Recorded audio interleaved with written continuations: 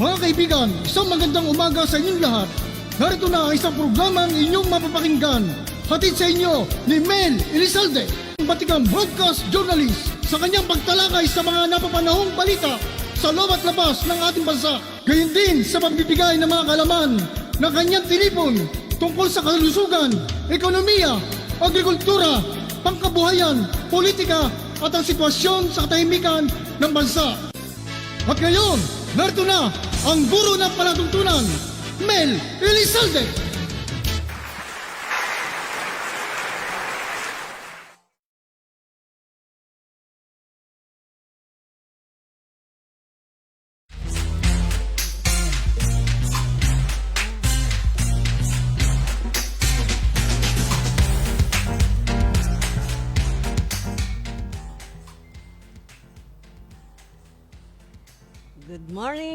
Good morning everyone. Welcome po dito sa ating Ibita Talakayan with your host Mel Elizalde po sa ating programa.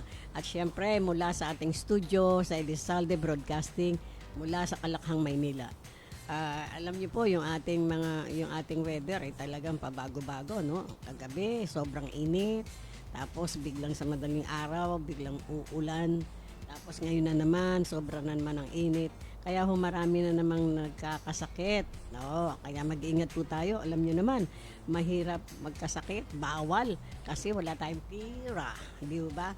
Imbis na ibibili natin ng mga pangangailangan, bibili pa ng gamot, no? Ayan ang hirap. So, yan po talaga ang ating mga concern sa pang-araw-araw natin. At syempre, napakahalaga po ng ating kalusugan.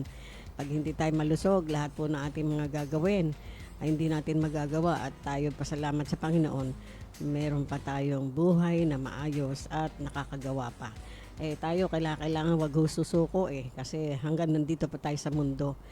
Katulad ko, kahit nandito na po ako sa kahapunan ng aking edad, ay hindi ako susuko sapagkat alam ko God is with us. So, tinapanalangin ko bago tayo mabura sa mundo, matupad ko naman yung mga pangarap kong huli. Sapagkat ang mga pangarap ko nung ako'y bata pa, nagsimula talaga sa bata pa, natupad ko naman lahat. But this time, ito yung pinaka-ultimate ko po na gusto ko maiwanan sa aking mga mababait na anak. Yan po. So yan po, at ngayon, alam niyo po, marami tayong mga concern dito sa ating bayan, no? Mga pagkain, mga katulad yan, tumataas na naman daw ang number of COVID cases sa Mario Josep. At parang itila yata ibabalik na naman yung mandatory face mask. Well, kung yun po ang kinakailangan, wala tayong magagawa, hindi po ba? Ang magaling, ang mahalaga, sumunod tayo at nang tayo maligtas sa pamampong kapahamakan, no? Yan. So, sabi nga natin, marami po tayong mga concern sa ating bayan. Unang-una na ang pagkain. Siyempre, pag sinabing pagkain, ay nasa isip natin agad ang bigas. At tayo po, magkakaroon ngayon ng talakayan tungkol doon sa pag-angkat ng 330 metric tons na bigas. Di na raw itutuloy ng Department of Agriculture. Well, very well, no? Kasi kawawa naman yung ating mga magsasaka. Sigurado, lugi na naman sila pagka dumagsa na naman ang mga imported na mga bigas. Ito nga po, no, nakita nyo, 44 pesos per kilo, 50 pesos per kilo, 53 pesos per kilo. Well, pero pinangako na ating presidente na gagawin niyang 20, no? Very soon. Ayan, nakita nyo, no? Sinasabi doon kasi ang pag-aangkat ng 330 metric tons na bigas ay di na itutuloy ng Department of Agriculture. Hindi na po itutuloy dahil ang planong pag-import ng National Food Authority, NFA, ng 330 metric tons na bigas dahil sa usaping legality. Wow, buti naman tinalaka yung legality na to, no? Ayon kay Agriculture Undersecretary for Policy, Planning and Regulations, Mercedita Sombilla, mayroon nang gagawing ibang paraan ang National Food Authority. Well, whatever na paraan na yon, welcome po sa atin at tayo po ay natutuwa dahil gagawa sila ng paraan na hindi na makapag-import ng mga bumili ng mga bigas sa labas, no? upang makakuha ng may 330 restriction ng bigas na mula sa local sources. Ayan po. Sinabi ni dating Agriculture Secretary Leonardo Montemayor, ngayon ay opisyal ng Federation of Farmers, FFF, no, na illegal ang gagawin ng DA at NFA kung mag-i-import ng 300,000 metric tons ng bigas. Labag ito sa provision ng Republic Act 11203 on the Rice Traffication Law, RTC, no? At sinasabing mag-aangkat ng bigas ang NFA para punan ang kakulangan sa imbak ng bigas. Yung pong mga nakaimbak, ayan, no, dami, no? Pero tignan natin, no, sabi ni Montemayor, sabi po ni Montemayor, walang mandate ang NFA na umangkat ng bigas. Wala daw ho silang karapatan. Na niliwanag naman ni Sombilla na may sapat na supply ng bigas ang bansa na may 1.65 metric tons na aabot hanggang sa 45 days o 45 na araw. Yan po. Dahil sinabi ho nila na wala silang mandate na ang National Food Authority, wala silang karapatan na umangkat po ng bigas, maganda ho yan sa atin.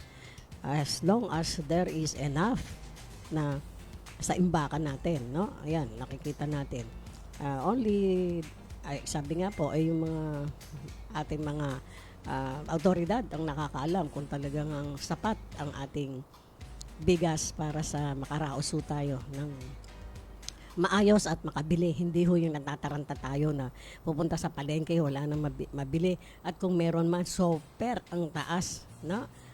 Pagka super ang taas, alam nyo naman, ang bigas ay pangunahing pagkain nating mga mamamayang Pilipino. Kasi pag walang bigas, kahit na kumain ka ng tinapay dyan, dahil tayo ay bihasa na kumain ng bigas, kahit na isang sandok lang o kalahating sandok, busog na tayo noon. Lalo na pag ang ulam natin ay medyo may sabaw-sabaw, no? Okay na sa alright yun. Kasi alam nyo naman, ang ating kinagis ng pagkain ay bigas. Siyempre, pag tayo ay may bigas, masaya na tayo noon, no? Ika nga, makakaraos ang pamilya, anuman ang ulam na lulutuin. Basta, ang kasabihan nga po nating mga Pilipino, basta may kanin. Basta ang kanin ay maganda. Ika nga yung malaki ang butil, no? At saka pag sinaing mo, talagang hindi malata. Malagihay lang, kumbaga, no? Ang sarap po kainin nun. Pagkatapos, kung tuyo man ang ating pagsasaluhan o whatever, masaya na tayo nun kasi ang ating kanin, ang bigas ay pagsasaluhan ng maayos. Kaya nga itong pag-aangkat ng 330 metric tons ng bigas na hindi na itutuloy ng Department of Agriculture. Kaya nga po sabi, maganda po yan at pinaalam sa ating mga mamamayan na medyo, kasi pag nalaman na naman natin mag-aangkat sila ng mga bigas, paano ang ating mga magsasaka? Yung kanilang mga ano na naman na mangyayari? Baka isang pera na lang per sako, yung 25 kilos, no? Alam niyo po, dito sa atin, ang alam ko, ang sako ng bigas dito ay 50 kilos or 25. Pero nung kami po ay nagkaroon ang aming organisasyon nagkaroon ng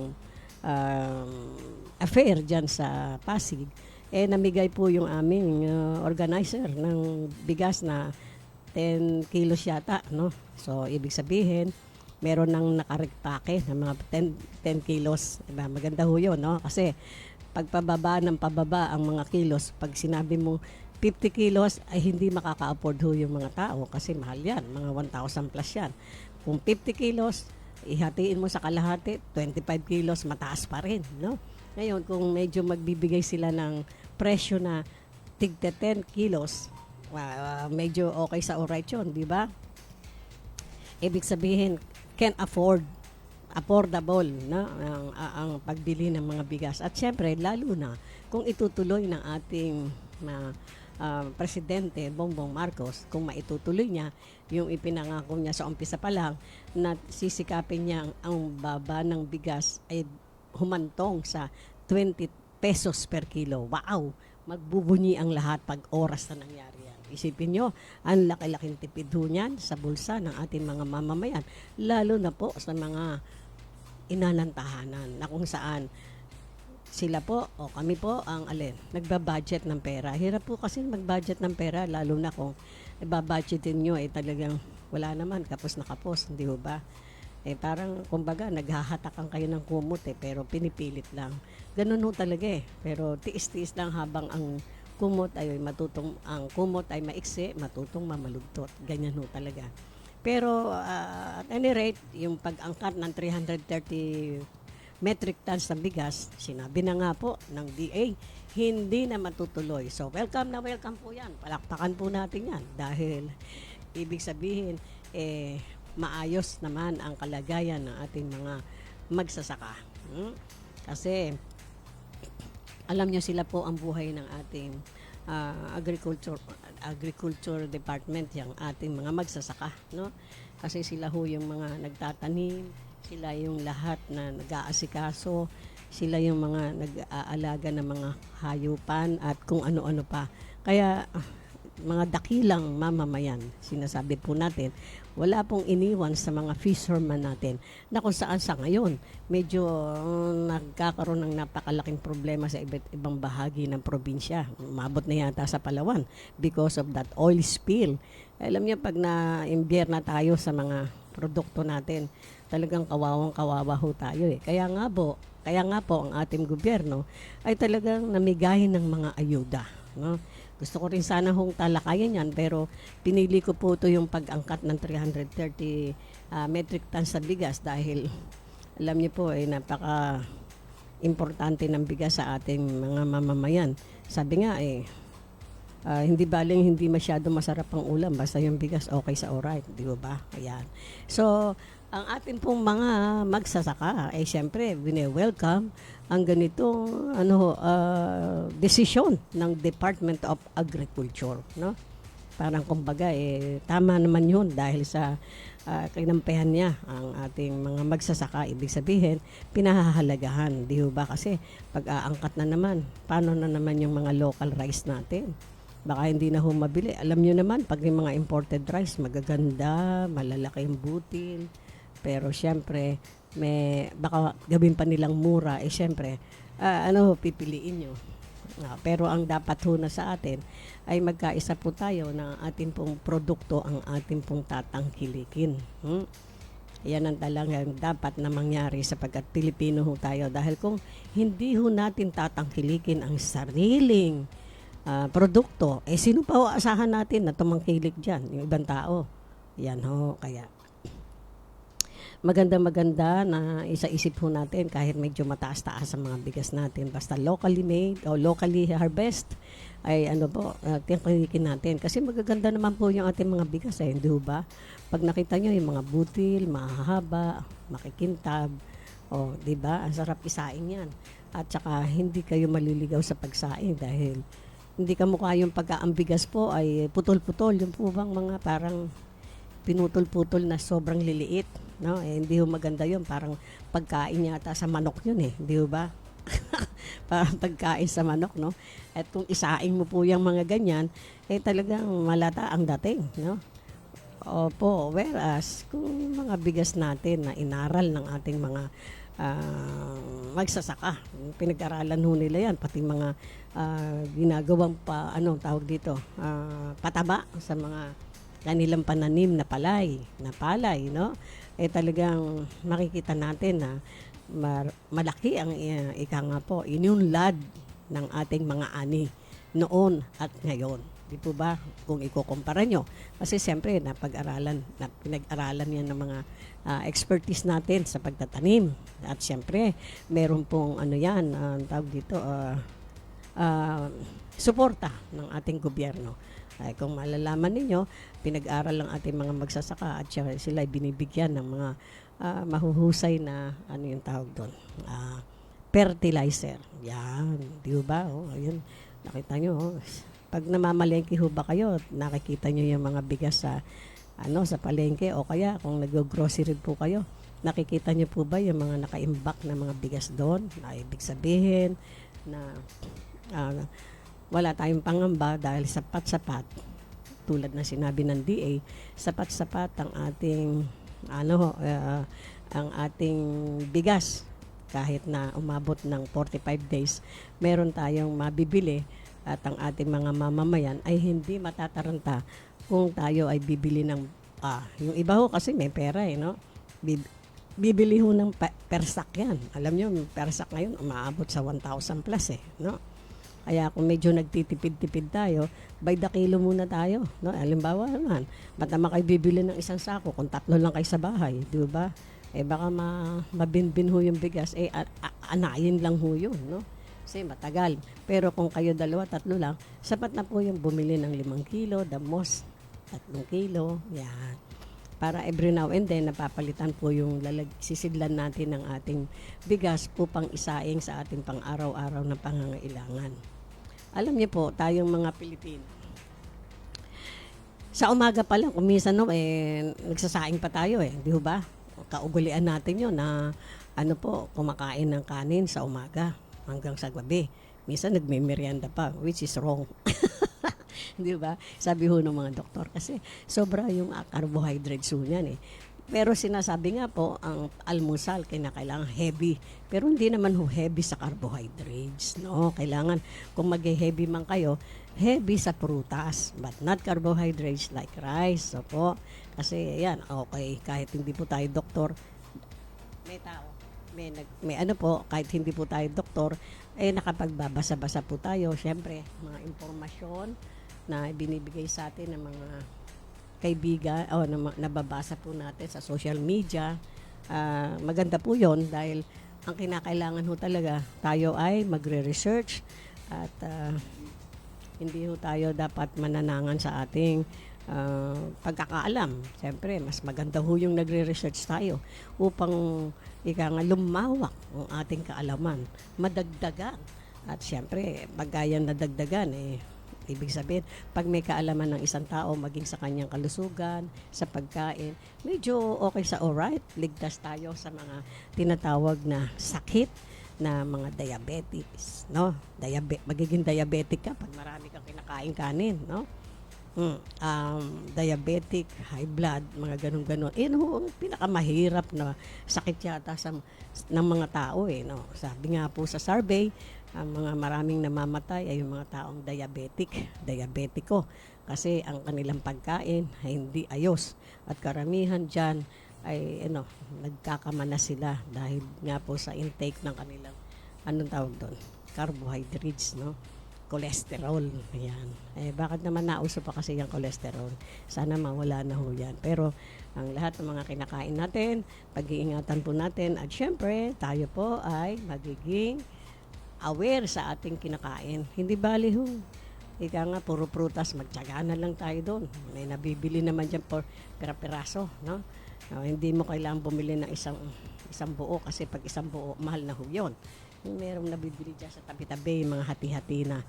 Kung makakatake tayo dyan ng pang-araw-araw, mahalaga 10 piso, ganun.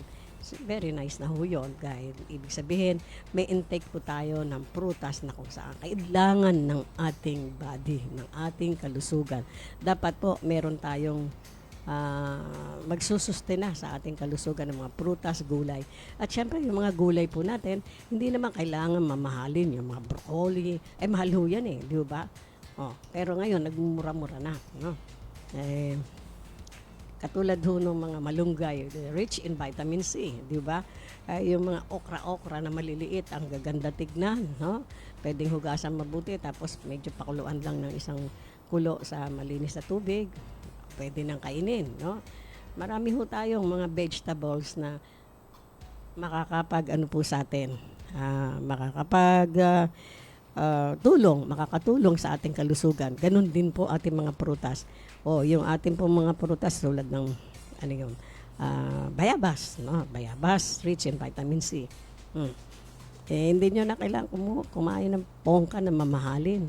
Kung may tanim kayong bayabas dyan, go ahead, at least kahit may 1, 2 piraso, pwede nyo nang kainin. That's vitamin C, right? Ngayon, Yung vitamin D naman, parang nagdoktor na yata ako. Hindi, wait, gusto ko lang ho i-part sa inyo yung ating munting kaalaman. No? Yung vitamin D daw naman ay nakukuha sa araw. Yes, so pero wag naman tayo magpapaaraw na matirik na ang araw dahil magkakasakit tayo. Yung mga bandang alas 8, medyo ano pa, ang dating ng araw ay ika nga, kumbaga ho sa ano suwabe pa. Hindi ho yung pagdating sa iyong skin ay talagang para kang napaso, no?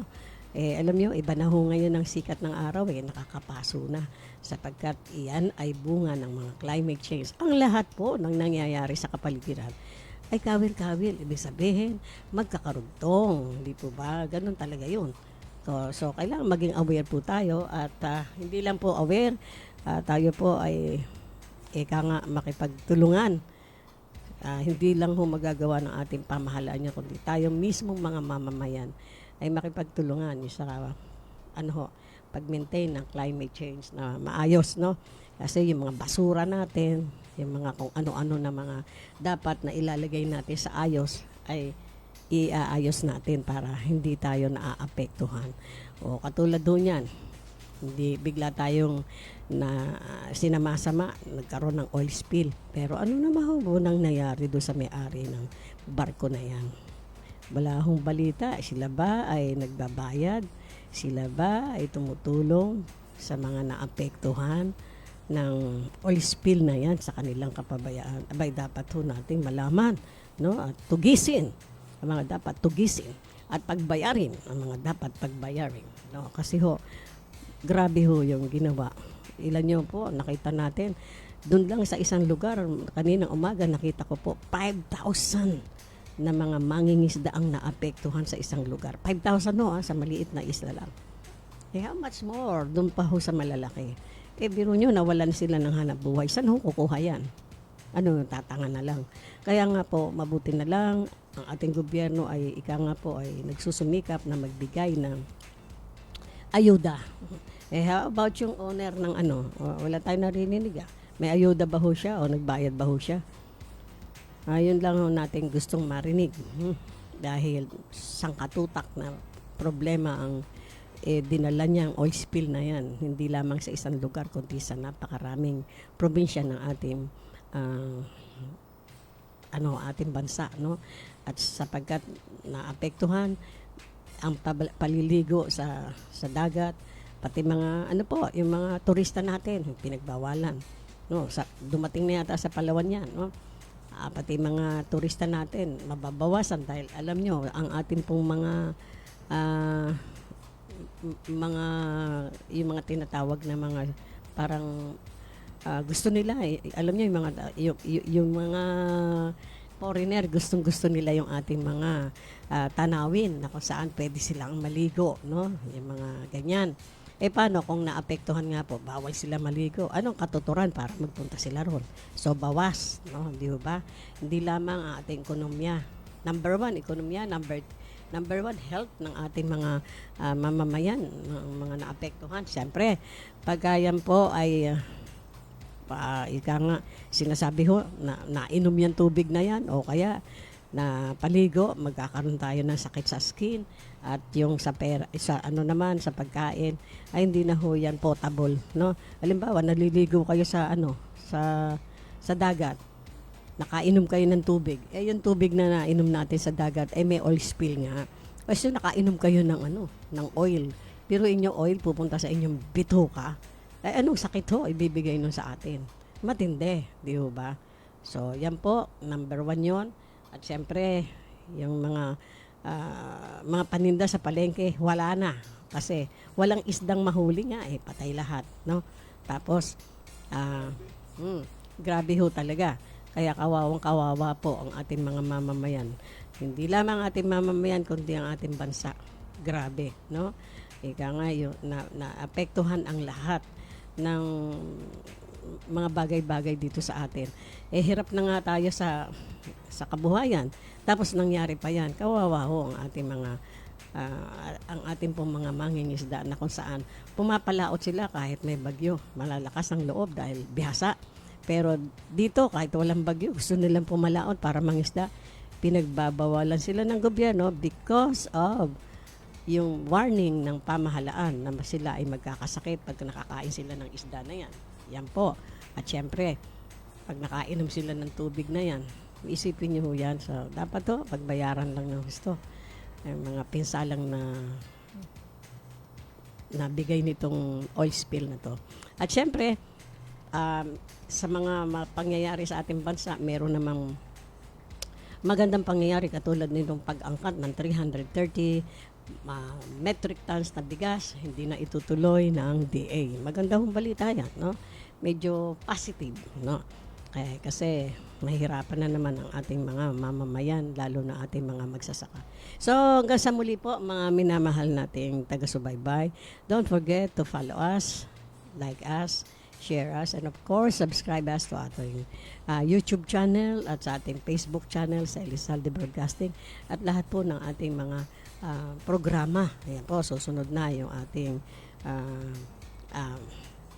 presidente at founder ng Kaanak, kung saan ay talagang iniraos namin po yung aming yung aming mahalagang pagtitipon noong April 10, araw ng Kagitingan. At sa mulit-muli, sinasabi po namin, we are so proud that our Mayor Vico Soto ng Pasig at ang ating mabait na kongresista Roman Romulo ay nakipagsaya po sa atin at kami po ay talagang we are so proud na sila ay nakibahagi sa ating mga pagdiriwang. So hanggang sa muli, don't forget, lagi ko pong sinasabi sa inyo, I love you all.